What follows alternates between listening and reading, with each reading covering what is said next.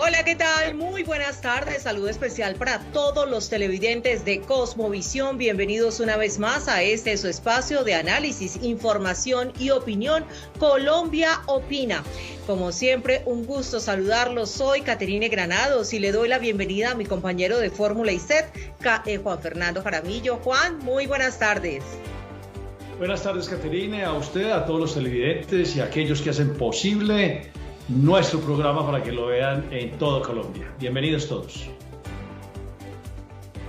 Nos vamos de inmediato entonces a nuestra actualización informativa. Temas e historias que mueven al país. Actualización informativa en Colombia Opina. Llega el momento, como es habitual, de hacer nuestro recorrido por los principales portales de noticias de nuestro país para destacar los hechos que a esta hora mueven la agenda informativa. Iniciamos entonces nuestro recorrido por la revista Semana. Urgente, esta es la historia oculta de la extorsión contra el canciller Álvaro Leiva en medio de la millonaria licitación de pasaportes. También destaca el portal que la Fiscalía abre investigación por escándalo de posibles irregularidades en la compra de 40 carrotanques en el gobierno Petro en el departamento de La Guajira. Y el portal del periódico El Tiempo sostiene que la Panamericana, la vía del suroccidente del país, con más de 30 bloqueos en un año.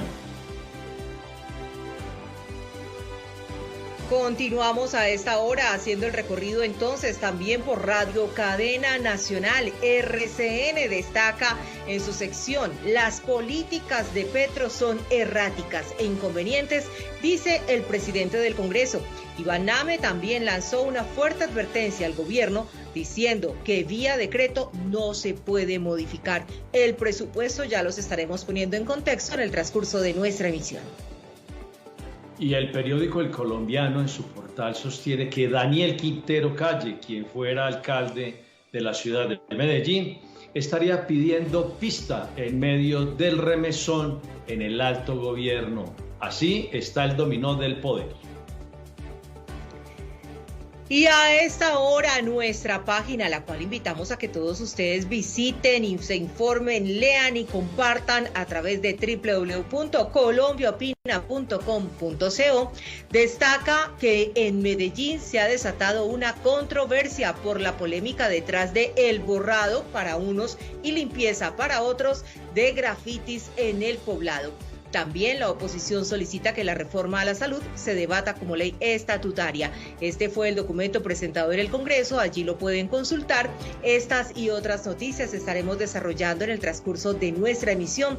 Quédense con nosotros y también los invitamos desde ya a participar a través de las redes sociales. Les queremos preguntar qué opinan de que se estén limpiando grafitis en la ciudad de Medellín. Aquí vamos también a compartirles nuestras redes sociales para que ustedes puedan dejarnos sus opiniones, las cuales estaremos compartiendo en el transcurso de esta emisión. ¿Le gusta que borren los grafitis o no? Los estamos escuchando porque aquí Colombia Opina. Política.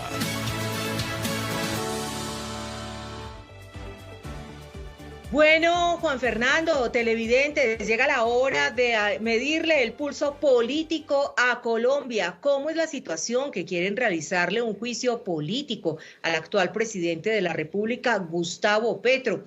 ¿Qué es lo que están liderando ciertos sectores sociales a través de movilizaciones para realizar esta forma, si es de protesta o realmente va a generar acciones en la vida real?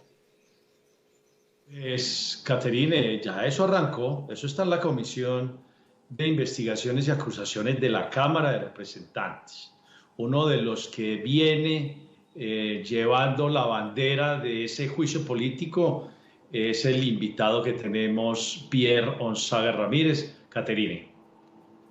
Así es, pues saludamos a Pierre. Pierre, bienvenido, gracias por estar con nosotros a esta hora a través de Cosmovisión, transmitiendo para toda Colombia y el mundo desde el departamento de Antioquia. Y bueno, pongamos en contexto a nuestros televidentes, ¿por qué consideran ustedes que el presidente Gustavo Petro debe ser objeto de un juicio político?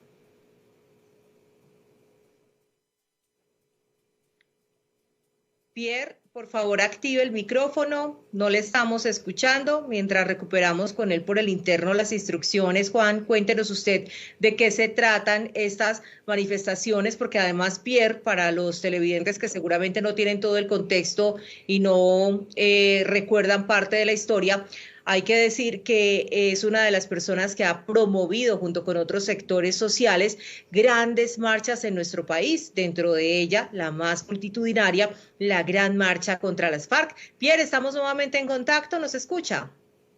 Sí, perfecto. Discúlpenme que tenía el micrófono cerrado. Pues primero darles un abrazo a ustedes en Cosmovisión, a Colombia Opina, a Juan, Catherine y a todos los televidentes en Antioquia, en Colombia y en el mundo por interesarse en este momento en el juicio político a Gustavo Petro por violación de topes electorales. Entonces estoy atento a sus preguntas y a lo que pueda servir para poder facilitar la comprensión de este hecho.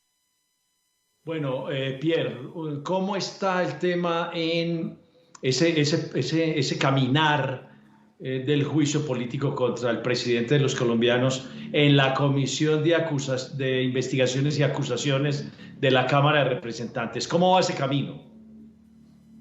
Pues bueno, al comienzo, a ver, el inicio de todo este proceso es sencillo, José Manuel Abuchaire presenta una denuncia ante la Comisión de Acusaciones en mayo pasado, del año pasado, y hasta ahora lo llamaron a ratificar. Entonces ahí nos dimos cuenta que hicieron todo lo posible en el Congreso y particularmente en la Comisión de Acusaciones para postergar y, digamos, mamarle gallo a los colombianos con este hecho. ¿Y por qué lo digo así como tan taxativamente? Y es que la función del Congreso no es penal, entonces trataron de dilatar y de convertir en penal algo que no es penal. ¿A qué me refiero?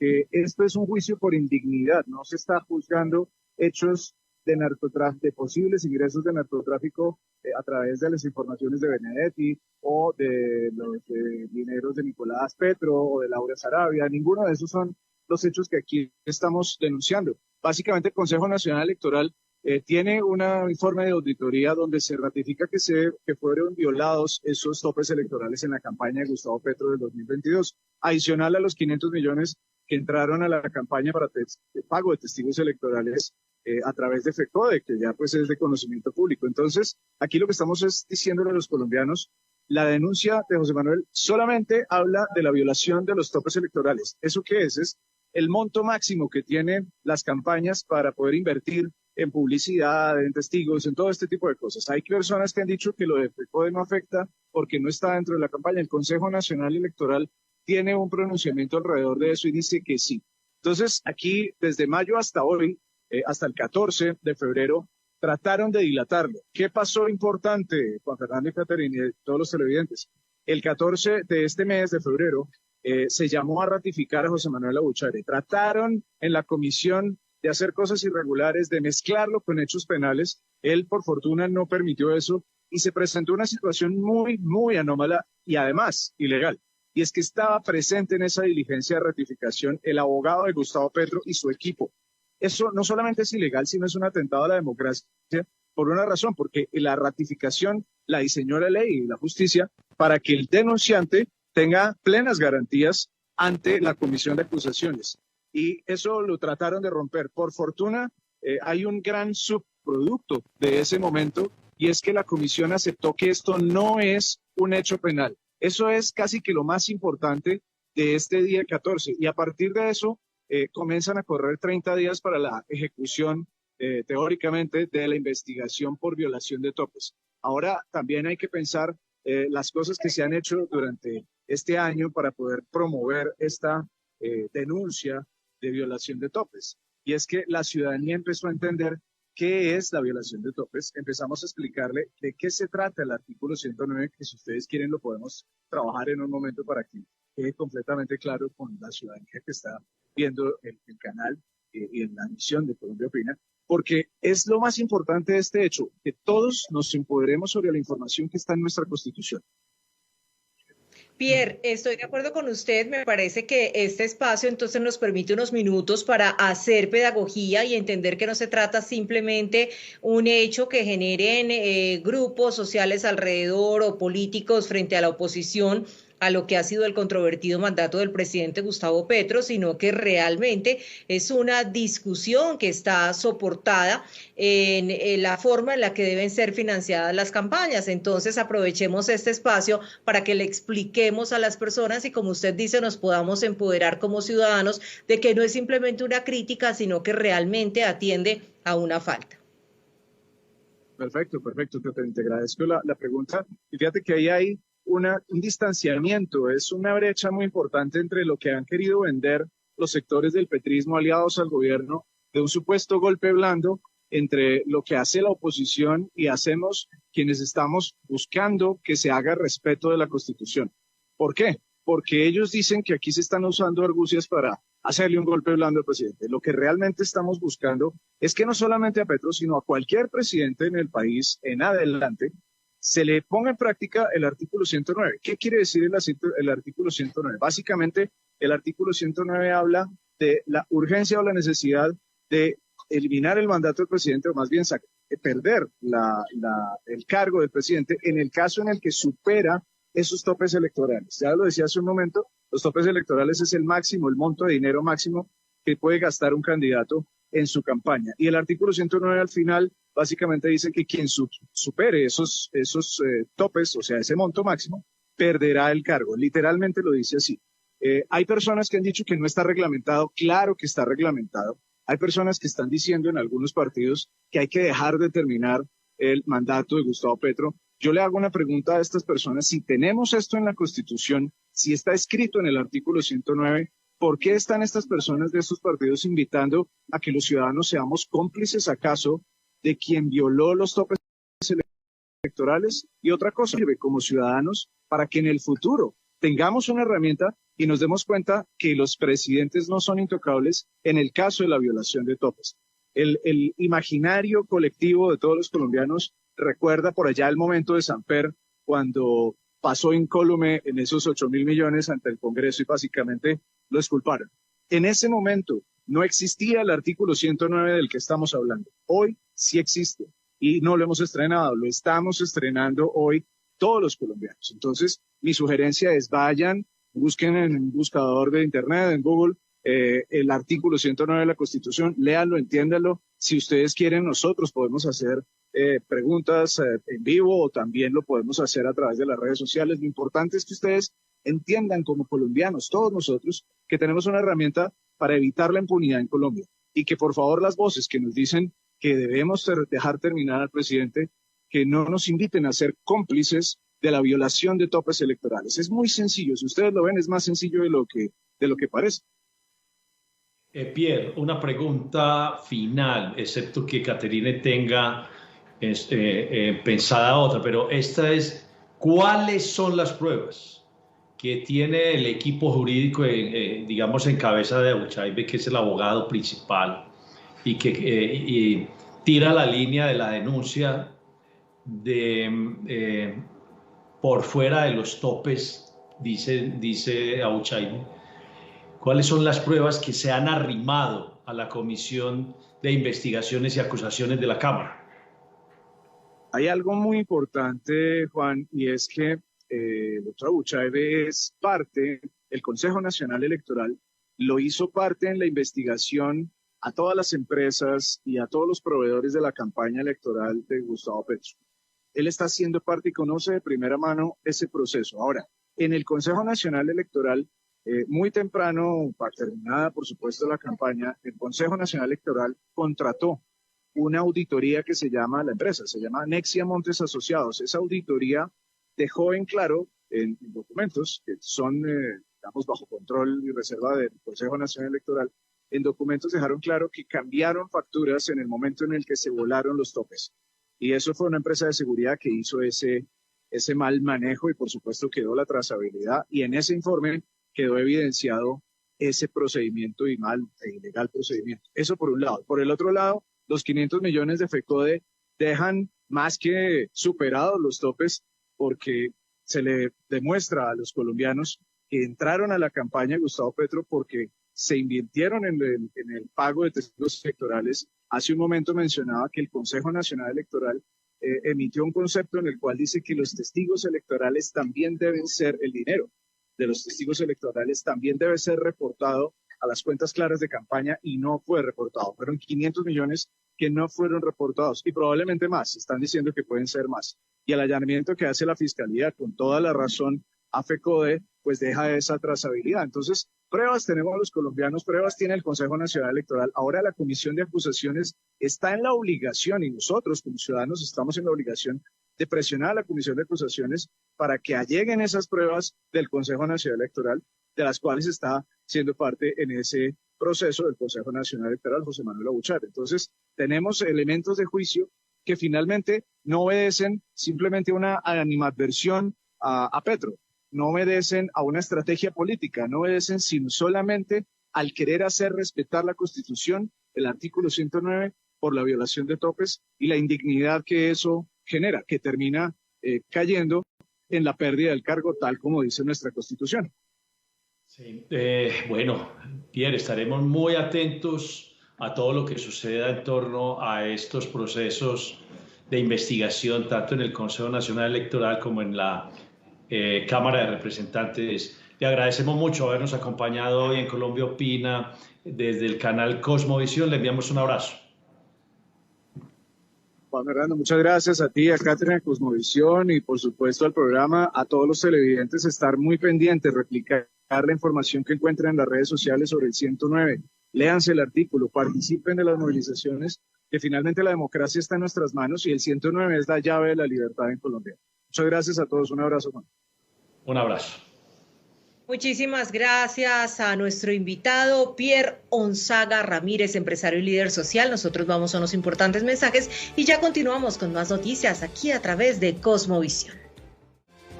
¿Qué pasa en la región?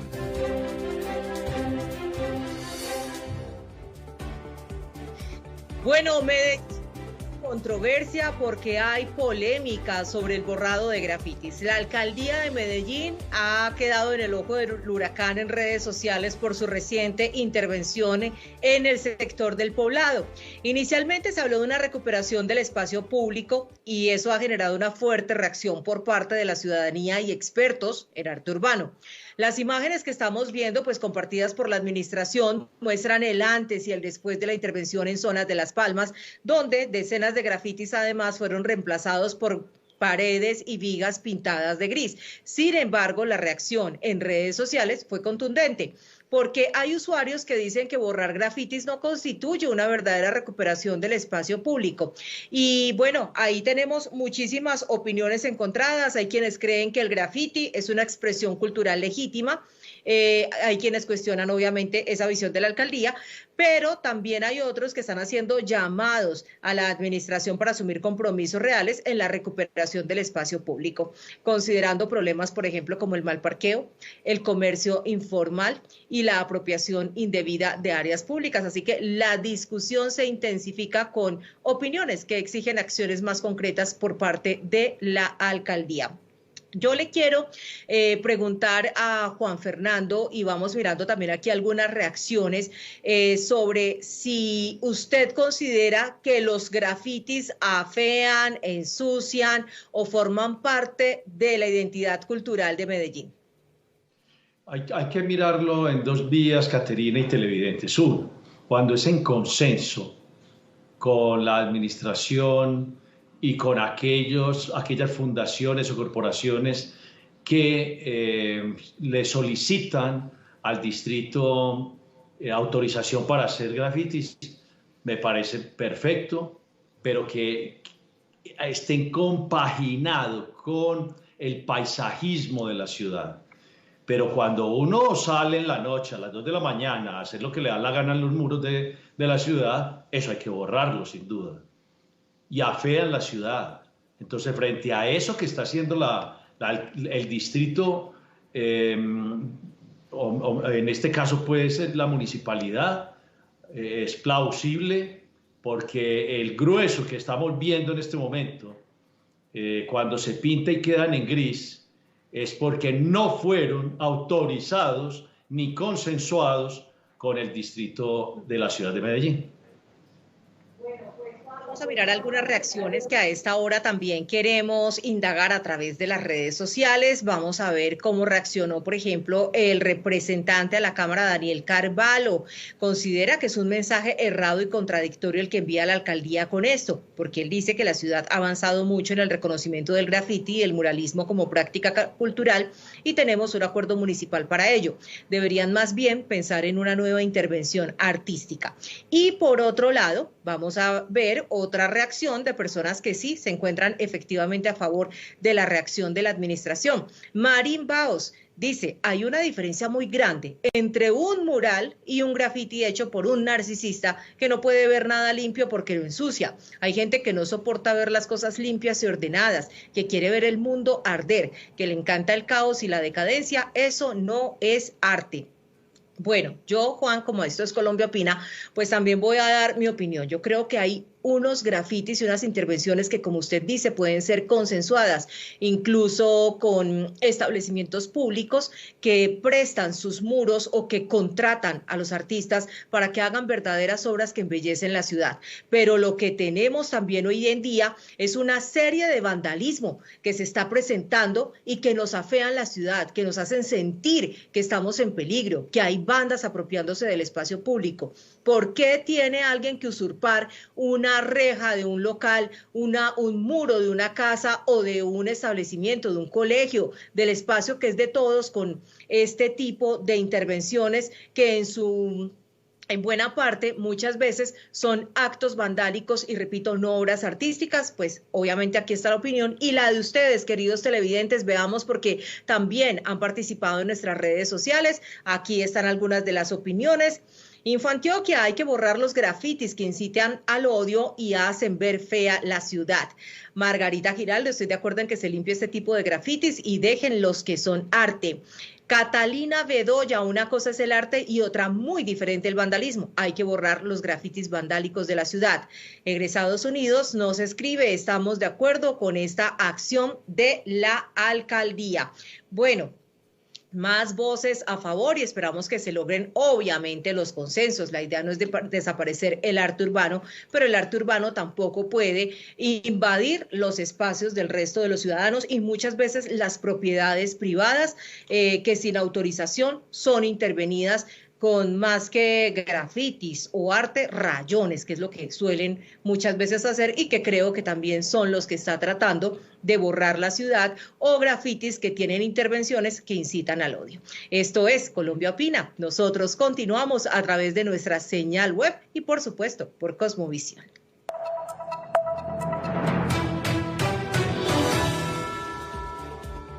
Bueno, y continuamos a esta hora con más noticias, Juan, porque también tenemos información. Ayer les hablábamos supuestamente de la llegada de un nuevo miembro al gobierno departamental para buscar fortalecer toda la iniciativa que se está adelantando para el fortalecimiento y la independencia fiscal de los departamentos. Pues bueno, hay una aclaración, la de Jorge Iván González, en la forma en la que va a estar apoyando la descentralización de los recursos.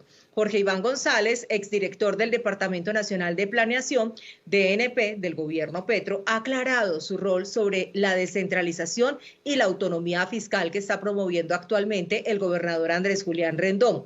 Él dice que sí acepta la invitación académica en estas discusiones, pero también ha enfatizado que no forma parte de ningún comité del referendo, que no será ni funcionario ni contratista de este gobierno. Y todo esto se da en el marco de un proceso de diálogo impulsado por el gobernador Rendón, quien destaca la importancia de contar con la experiencia de él para poder enriquecer el debate sobre autonomía fiscal. Pues bueno, escuchemos entonces cómo se ha dejado claridad pública acerca de este rol por el gobernador y por supuesto de la persona que se consideró en algún momento iba a participar como miembro del gobierno departamental. Iván, acabo pues de leer su comunicado, yo lo siento mucho, pero lo respeto profundamente, como ha sido siempre mi sentimiento hacia usted, hacia su experiencia, y yo pues comprendo que usted no es un hombre para estar propiamente en un comité promotor. Es un hombre más de la academia y espero que podamos igual trabajar este tema que tanto necesita el país. Sí, bueno, le agradezco mucho la llamada. Yo, como siempre se lo dije, estoy dispuesto a trabajar en esta discusión académica sobre un tema que a todos nos interesa, a ustedes de la gobernación, a los otros gobernadores, a la Federación de Departamentos. Entonces, con muchísimo gusto participamos activamente en el debate académico, pero como yo lo decía en mi comunicado, yo no quisiera estar vinculado a este tema ya tan político, que lo que significa un comité promotor, y más bien seguir en el mundo académico como hemos conversado. Entiendo perfectamente su reconsideración sobre la decisión, su vinculación de aquí en adelante con el tema académico, y la respeto, doctor Iván. Así que muchas gracias. Juan Fernando y televidente, ¿se sintió politizado, instrumentalizado Jorge Iván González, o fue que la gobernación no comprendió cuando hubo la primera conversación cuál era el rol que él iba a interpretar? No, seguramente el cruce de la información entre ambos fue equivocada. El gobernador entendió que sí iba a estar en el comité y González entendió que había sido claro y que lo iba a apoyar, que iba a apoyar el debate nacional desde la academia. Pero mire, esto es un tema de formalismos. González va a estar en la discusión desde la academia y el gobernador va a seguir empujando la idea. El gobernador Andrés Julián Rendón lleva más o menos 1 año y medio trabajándole al tema de la discusión de las autonomías financieras para las regiones. Esté o no González, él va a seguir con eso. Y creo que hoy por hoy, en Colombia, Andrés Julián va a ser un referente en la búsqueda de eso, que no se haga lo que quiera un presidente con su imaginación en búsqueda de quién sabe qué, pero que las regiones puedan tener autonomía financiera más allá de lo que piense un gobierno central, sea Petro, Duque, Uribe, Santos, el que sea. Gracias, Juan Fernando, por el análisis, y nosotros continuamos, por supuesto, con más noticias. A esta hora hay un hecho que nos preocupa, y es que según la Federación Nacional de Ganaderos, Fedegan, Antioquia es uno de los departamentos más golpeados por el robo de ganado en el país, con al menos 781 casos reportados en los últimos 14 años. La región es la más afectada, solamente afectada por departamentos por Cundinamarca, o superada por departamentos como Cundinamarca y Meta, que han registrado más de 2.000 casos, y esto representa más de 6 vacas robadas por día. Entonces, esto se hace evidente en la cotidianidad de los ganaderos antioqueños, quienes están enfrentando pérdidas significativas por la sustracción de su ganado. Ahora, según los líderes ganaderos, hay que decir que la situación se ha agravado en los últimos tiempos con robos masivos que pueden implicar la sustracción hasta de 60 u 80 animales de una sola vez. Así que la Federación Nacional de Ganaderos ha implementado una estrategia de un frente solidario de seguridad ganadera que busca fortalecer la colaboración entre los ganaderos y varias instituciones para prevenir esos delitos que afectan al gremio. Y esta iniciativa, dicen ellos, busca mitigar esos impactos económicos y sociales que trae el robo de ganado, dándoles herramientas para proteger la actividad que adelantan en la región. Pero, Juan, para muchos una medida controvertida. Los ganaderos estarían creando grupos que pudiesen hacer justicia o seguridad por su propia mano, como han considerado algunos, o los ciudadanos tienen que dejarse atracar y robar sin que el Estado pueda hacer nada, acabar con su patrimonio, porque ya hay reacciones por parte del gobierno diciendo que no van a permitir este tipo de organizaciones que proponen los ganaderos. No, es que no permitirlo es una locura y se sale de todo concepto de la ley y la Constitución, porque la propiedad privada tiene la posibilidad en Colombia de ser protegida aún con arma. ¿Por qué? Porque si usted está siendo violentado en su propiedad privada, pues usted tiene que salir en la defensa. ¿Qué está proponiendo Redegan? Pues vamos a unirnos y a proteger lo que nos corresponde proteger. Pero eso, ¿por qué es tan extraño? ¿Por qué es tan extraño? Yo no he podido entender eso. Desde el siglo pasado nosotros teníamos al vigilante de la bicicleta en la cuadra, en el barrio, y nadie ponía problema. Qué bueno con el señor que se nos está cuidando. Ahora quien se cuida es un paramilitar. ¿Qué es eso tan extraño? Yo no he podido entender. No, la propiedad privada se tiene que respetar, y los encuadres de las asociaciones comunales o de los ganaderos, etcétera, son tan normales aquí como en el mundo. Es que el abigeato es un delito. Todo delito amerita una reacción, porque aquí nos hemos acostumbrado a decir que no podemos poner un policía por ciudadano. Perfecto, entendible. Pero cuando no hay ningún policía, ni por ciudadano, ni por 1000, ni por 100.000, sí hay que organizar la sociedad para poder protegerse. Panorama Nacional.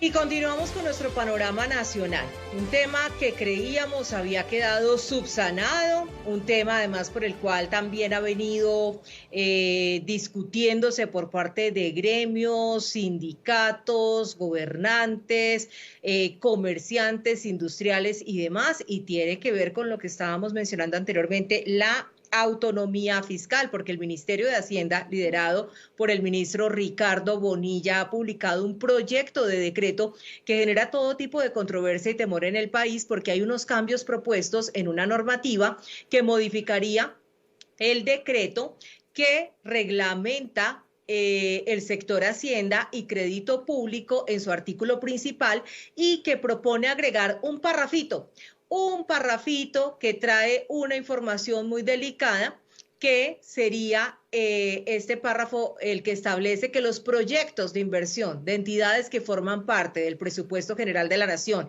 y que pertenecen a la rama ejecutiva del Poder Público a nivel nacional, una vez obtengan el visto bueno del Departamento Nacional de Planeación, pues deberían contar con la aprobación del presidente de la República en los casos de autorizaciones de vigencias futuras o su reprogramación para traslados presupuestales. Entonces, este proyecto modifica el artículo que establece la liquidación del presupuesto general de la Nación y de sus modificaciones. Juan, esto no es como volver atrás, es decir, cogieron 13 billones de pesos que estaban ya asignados a unas obras, no solamente en Antioquia, sino a nivel nacional. Tuvieron, obviamente, por la presión social, mediática, de congresos, de los departamentos afectados, que volver a poner un decreto para corregirlos y decir que efectivamente se iban a asignar, pero ahora hay un nuevo proyecto para hacer un decreto que el presidente nuevamente tenga que darles el visto bueno cuando además ya habían sido aprobadas. ¿Qué nos está pasando? No está pasando. Primero, decir que eso es absolutamente inconveniente, porque se pierde la tecnicidad del Ministerio de Hacienda. Es que el Ministerio de Hacienda, el grueso de los que trabajan allí, o los que deberían trabajar allí, son técnicos. Y los proyectos son muy revisados, Caterine. Cuando usted entiende eso, ahí es donde usted entiende que estamos en capacidad de entender que el Estado no es una tienda. Entonces, cuando usted cree que el Estado es una tienda, entonces todo pasa por el que está en la caja. No, el señor compró esto, no, el señor, etcétera, etcétera. Le vamos a dar la oportunidad, violentando el tecnicismo del Ministerio de Hacienda, al presidente de decir sí o no a un gran proyecto de desarrollo en los territorios. Le voy a ser sincero en esto, en mi pensamiento, y respetando a aquellos que opinen en contrario.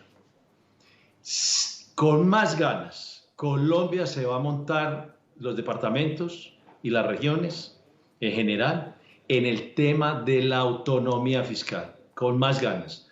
Porque si eso va a pasar por la mano y la facultad del presidente de la República, aquí no va a haber desarrollo, sino para donde están los amigos del gobierno. Y eso es muy peligroso para el desarrollo de los colombianos.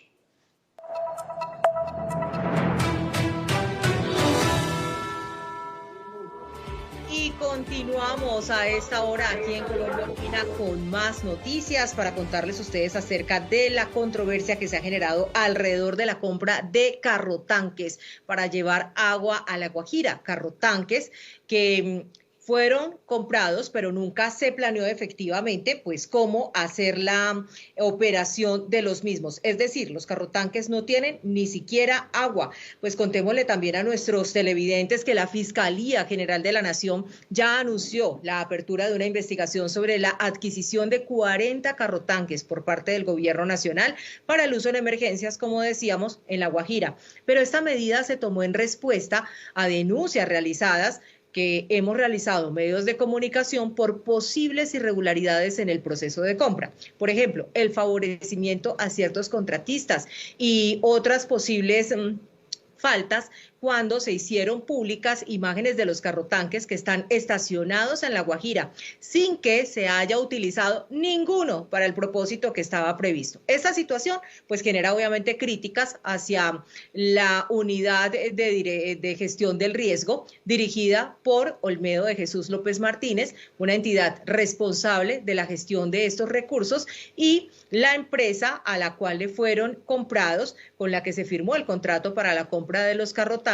ha estado en el ojo del huracán, porque hay que decir que aunque los vehículos están en proceso de alistamiento operativo, dicen ellos, no han sido utilizados, no se sabe dónde va a salir el agua, no se sabe quién los va a conducir, no se sabe ni siquiera cómo se va a comprar la gasolina para dotarlos, y por eso queremos invitarlos, queridos televidentes, a que en este momento veamos también qué dijo al respecto Olmedo López, director de la Unidad Nacional de Gestión del Riesgo.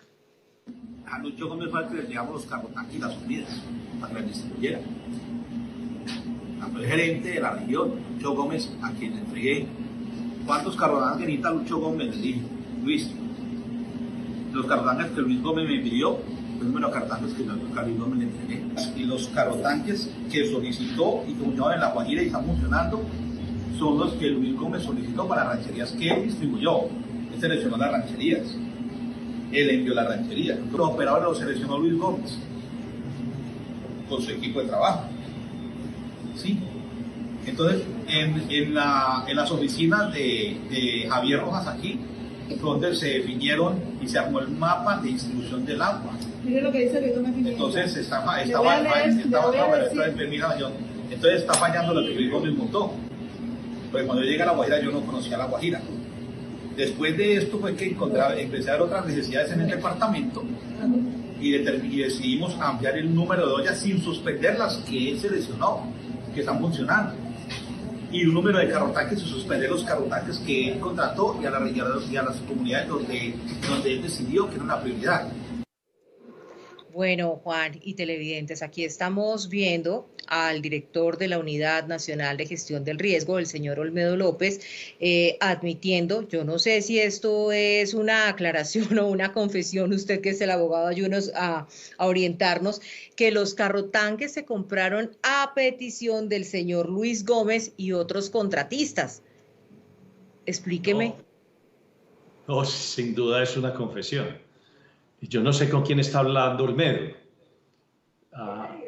Perdón, Juan, perdón, para dejar claridad, este video es cortesía de la W Radio, que obviamente pues pasa este testimonio que también nos escandaliza y que lleva a que efectivamente, como les estamos contando, la Fiscalía abra la investigación, pero continúa, además porque ya hay muerto a bordo, ¿no? Sabemos que la persona a la que le compraron los carrotanques murió después efectivamente, o coincidió después de que se conoció la noticia, pero continúe usted con el análisis. No, a mí me parece que hay una definición de inculpación, porque yo creo que es que Olmedo López no está en el lugar que debe estar, está en el lugar equivocado. El ser humano tiene unos perfiles. Pero si usted se le mete a todo, pues seguramente va a pasar lo que le está pasando a Olmedo López. El problema de los cerros, la quemazón de los cerros en Colombia, el agua en La Guajira, etc. Todo eso. ¿Qué es la unidad de gestión del riesgo, Caterine? Pura tecnicidad. Si usted le mete a eso política, acaba con la tranquilidad de los ciudadanos en todo el territorio de Colombia, porque si le mete política a eso y no tiene ahí los técnicos, olvídenlo, ahí no hay cómo resolver los problemas, como se ha visto pues en esta temporada de la quemazón en muchos territorios de Colombia. Planteado ese escenario.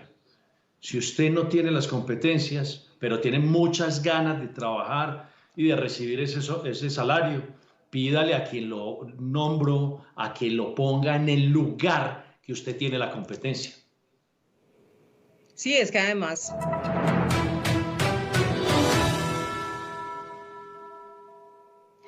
Y en otras noticias, Laura Sarabia, conocida como ser la confidente cercana del presidente Gustavo Petro, regresa al Palacio de Nariño para ocupar un puesto de gran relevancia, la dirección del Departamento Administrativo de la Presidencia DAPRE.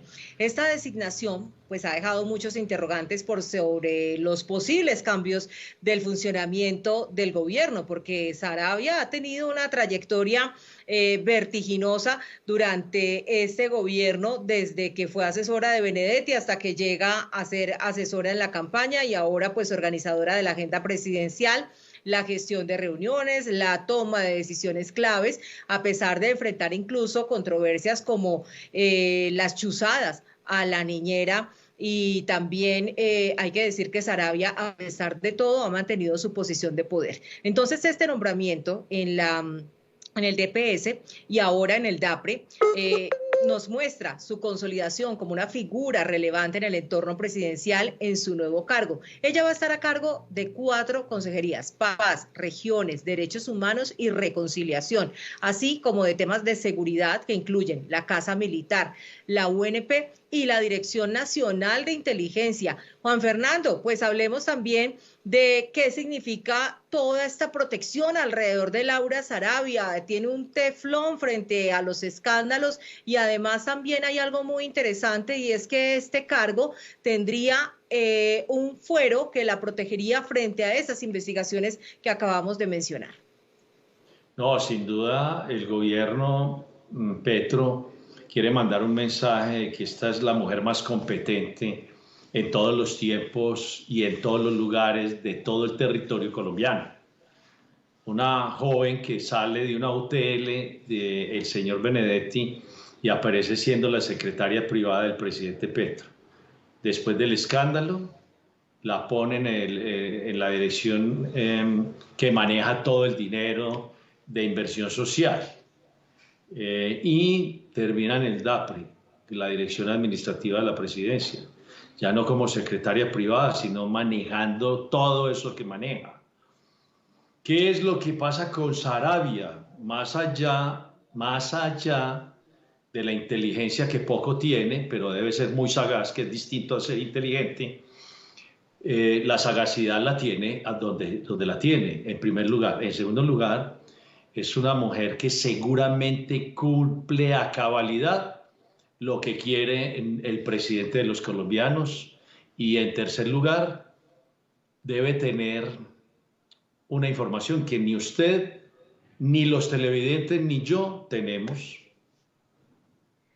Juan, esa es parte de la pregunta que nos hacemos. ¿Qué sabe Laura Sarabia o qué hizo Laura Sarabia o por qué protegemos a Laura Sarabia? Como también, ¿qué pasa con Armando Benedetti? ¿Cuántos no quisieran tener la suerte de Benedetti, que luego de haber salido por la puerta trasera, descalificado por el gobierno, echado de la embajada, calificado de drogadicto por su propio jefe, el canciller, luego vemos cómo se hacen todo tipo de artimañas y movimientos para volver a reabrir una embajada que estaba en desuso hace más de 20 años para ponerlo en un lugar que a él le resultó insuficiente, pero que para muchos resulta privilegiado.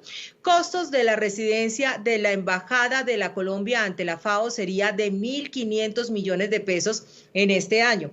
Hay una proyección interna que revela que esa reactivación de la residencia ante la Organización de las Naciones Unidas para la Alimentación y la Agricultura, FAO, con sede en Roma, Italia, podría implicar un gasto de 1.500 millones de pesos solamente para esta vigencia de 2024. El arrendamiento de la casa tendría un costo de 810 millones de pesos, pero además la casa no se mantiene sola, hay que ponerle jardinero, aseo, telefonía, internet, recolección de basuras, entre muchos otros. Sin embargo, fuentes del Ministerio de Relaciones Exteriores han indicado que por el momento la embajada pues no dispone como de una residencia oficial y que el embajador Armando Benedetti despacha desde la sede de la embajada, entonces que él está en este momento haciéndonos el favor de pagar su alojamiento. Recordemos que él está recién y expeditamente posesionado. Dicen que él no sabe de esos gastos y que además los gastos están corriendo por su cuenta de manutención, pero hay que organizárselos pronto porque si no, ¿en qué se le va a ir el sueldo?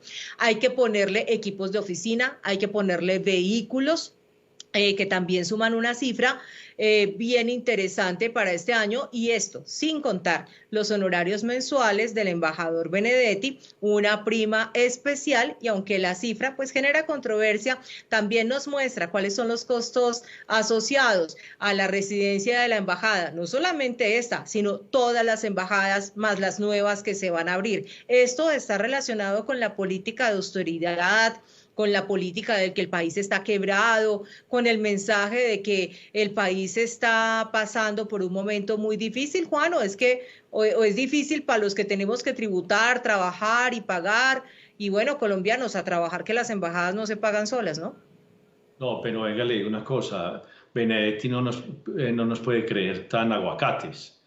Ningún embajador está sosteniendo su ritmo con dineros propios. Eso no es posible. Lo digo yo que he sido diplomático y se lo digo con conocimiento. Nadie se va sin el menaje y sin el refuerzo financiero para sostenerse por parte de los impuestos de los colombianos. Que Benedetti no nos crea tan aguacates para nosotros. Eso en primer lugar. Y en segundo lugar, Caterine. Yo no sé si algunos medios de comunicación de este país se acostumbraron a tener la docilidad permanente con este gobierno.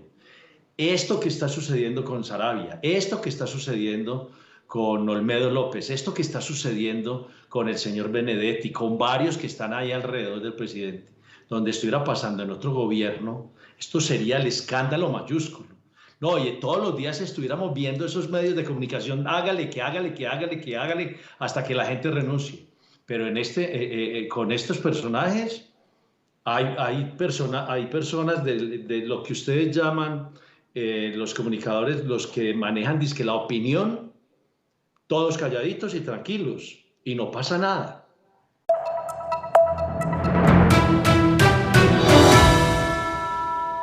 Gracias por continuar con nosotros a esta hora a través de Cosmovisión, y este es su espacio Colombia Opina, análisis, información y por supuesto opinión. Bueno, pues a esta hora vamos a destacar los resultados de una encuesta que está revelándonos qué está pasando en materia de empleo. La encuesta la realiza Invamer sobre mercado laboral, estudiando presente y futuro, y nos están diciendo en este momento que hay muchas preocupantes tendencias en la capital y sus alrededores.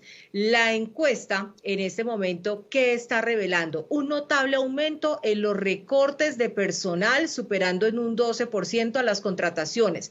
Esto significa pues que representa un aumento del 5% con respecto al año anterior, frente a los hallazgos, digamos, más destacados que tiene el estudio. Además, el 73% de las empresas dice que el recorte de personal se debe a la situación económica del país, hablándonos entonces de 11 puntos hacia arriba en comparación con el año anterior. Y hay que decir que hay un ligero aumento en las contrataciones de jóvenes que llegaron al 43%, pero los recortes continúan siendo la tendencia creciente, alcanzando el 45%. También revelan desafíos en la retención del talento joven, con el 59% de los empleados teniendo menos de 2 años en su trabajo actual. Entonces, esta cifra se eleva hasta el 78% en el grupo de edad de 18 a 28 años. ¿Qué nos está mostrando Juan Fernando y televidentes? Los jóvenes no quieren trabajar, no les está gustando su trabajo, quieren conseguir una plata para desarrollar otro proyecto, porque antes la gente duraba en su puesto, era lo que más le interesaba. Pero ahora estamos viendo que las empresas, algunas que pueden contratar a los jóvenes, no se les quedan en el empleo. Y los que además los tienen contratados, tienen que sacarlos porque ya la crisis económica por algún lado se tiene que empezar a notar. ¿Qué está pasando en materia de empleo juvenil con estas cifras que revela la encuesta de Inbamer en el centro del país, que digamos es la ciudad que mayor número de empleos genera en Colombia? Pues arranquemos con esto. Hay una incertidumbre demasiado alta en Colombia para sostener todos los campos laborales que pudiese tener una empresa, el comercio y demás. Estamos buscando, por parte del gobierno, está buscando que sea el Estado el que arrope la gente allí, obviamente para empujar una votación que estamos a 29 meses de cambiar de presidente. Entonces, ahí también hay otra cosa.